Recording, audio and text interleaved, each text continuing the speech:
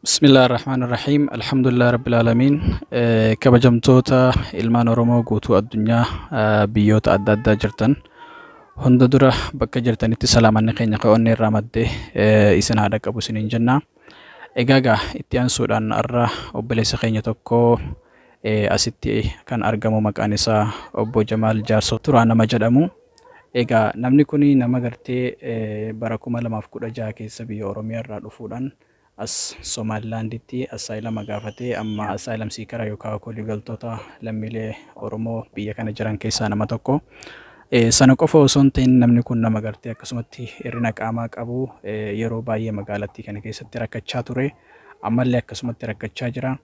Kanarraa ka'uudhaan har'a gara kiyyatti dhufee mee hawaasni keenya gartee kan biyya Somalilandii kana keessa jiranis ta'e kan biyyoota garaagaraa jiranis na arganii akka na gargaaran rakkoo kiyya kanaaf gartee viidiyoo gabaabaa wahiin irraa waraabii gara sooshaal miidiyaa irratti poostii naa godhe jechuudhaan gara kiyya kana dhufe. Mee amma gara isattiin isin dabarsaa akkasumatti gartee isarraa kan gartee haala rakkoo isaatii fi kan hubannu ta'a.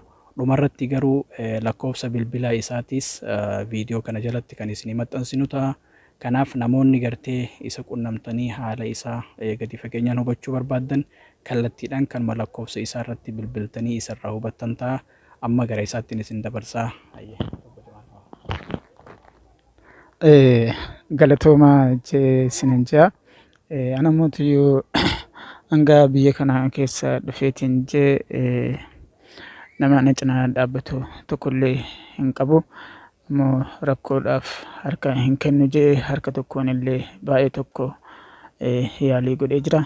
Eegassanillee amma bakkee an dhaabbadhu bakkee an galu hin beekamu. Ammootiyyuu an rakkoodhaaf baay'ee tokko akka malee ta'ee jira. Saniif ammootiyyuu akka bakka jirtanitti na cinaa dhaabbatan jedhee isin gaafadha.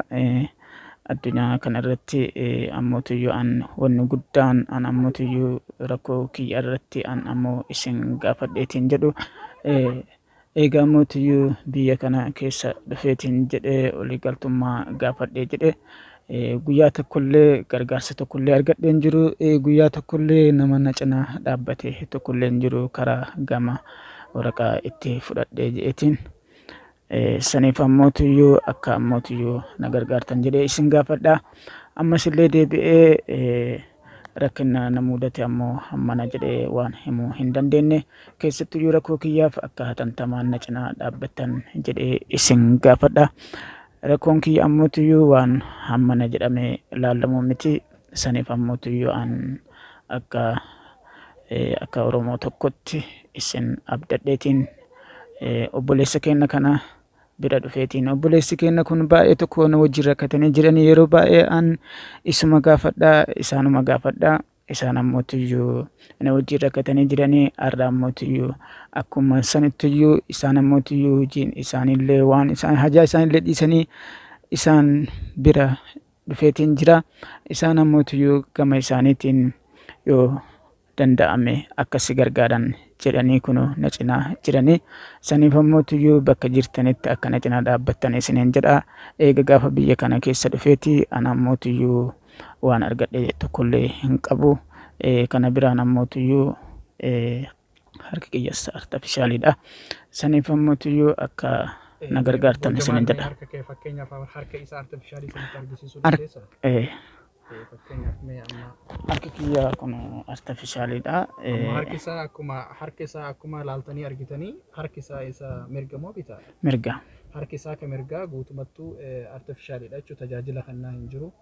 Kanaaf gabbahee biyya kana keessatti namni fayyaa qabu hagamta akka jireenyi akka itti ulfaatu warri jireenya biyya kanaa kana keessa ture ni beekanii jechuudha. Kanaaf amma meegaa gabaabumaadhumatti fakkeenyaaf amma rakkoon inni addaa rakkoo kanatu na harkaa qaba. Hawaasni kiyya kana na gargaaruu qabanii jettee ati hawaasa beeksisuu qabdu tokko lama jedhii rakkoon sun amma maal? Fakkeenyaaf amma namni tokko rakkoo jireenya bu'uuraa keessatti sheltarii bakka jiraattu nyaata dhugaatii kanarratti mee namoonni si gargaaran jira. Ammaa hoo ati bakka jiraattu qabda waan nyaattee dhugdu qabda. Amma sanin jechuun wanumaan tokko ijoon tokko wanti namarraa eegamu jiraachuudhaaf nyaatee dhuguudha. Kan biraa mootiyyuu ana mootiyyuu bakka galuu hin qabu jedhee jira. Ammoo bakka irraa nyaadhee dhuguu hin qabu jedhee jira. Egaa ammoo biyya kana keessa dhufee jedhee yeroo hedduu gama UN kanatti illee deddeebi'ee yeroo hedduu karaa warra komiteetiin illee na cinaa dhaabbatanii jiranii karaa warra komiteetiin illee yeroo hedduudha kan isaan na cinaa dhaabbatanii jiran dhimmi kiyya furmaata argataan jiru. Ana mootiyyuu rakkoo keessummeessu jira. Eegisan illee ammas keessattuu bara kana keessattuyyuu rakkoo caccabatu harka na qaba. Saniif akka na cinaa dhaabbatan jedhee isin gaafadha. Ammas illee deebi'ee anammoo waan nyaadhu waan dhuguu bakka dhaabbadhu bakka galu hin qabu. Obboleeyyan koo akka na gargaartan bakka jirtanitti isin nin jedha. Hayyeegaa kabajamtoota daawwattoota keenyaa gaa turtiin obbo Jamaal obboleessa keenya waliin goone haga dhumaatti kana fakkaata. Egaa jechuun rakkoon isaa amma kan asitti nutti himaa jiru tokkoffaa rakkoo jireenya bu'uuraati. Fakkeenyaaf namni nyaatee dhugee jiraachuudhaaf jalqaba dura waan nyaatu argatee bakka sheltarii bakka jireenya isaa iddoo bulu halkan bulu qabaachuu qaba. Bakka gartee bishaan ittiin dhiqatee uffata isaas ta'ee nafa qaama isaas ta'ee kana mara hin qabu. Garuu akka koreetti yeroo baay'ee parsanaaliyaan akka nama tokkottis gaafan koree keessa ture yeroo ammaa kana koree keessa illee hin jiru. Ijoollee waa hillan koo warreen miseensota koree waliin turre waliin ijibbaata yeroo baay'ee godhaa turre. Garuu akka tasaa waajjirri UNHCR hanga ammaatti dhimma isaa RSD interviewudhaafis dhiyeessee interview hin goone. Garasiin gaa rakkoon jiru hanga ammaatti assaalamsii karumaa kun garuu isa qofa osoo hin taane namoota baay'eelleen akkasuma inni immoo rakkoo addaa waan qabuuf sila dursi kannamuu qabuuf ture jechuudha.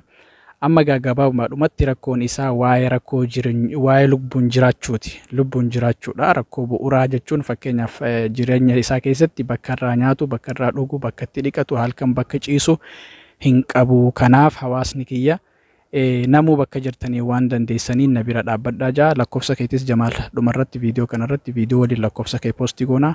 Achirraa namoonni lakkoofsa kee daayirekti kooliidhaan si bilbilanii si dubbisuu danda'anii jechuudha. Kana biraa namoota iyyuu deebi'ee wanni an dubbadhu tokkos dhimmi kiyyas ka biraa mootiyyuu iccitiin isaa himamuun hin danda'amu.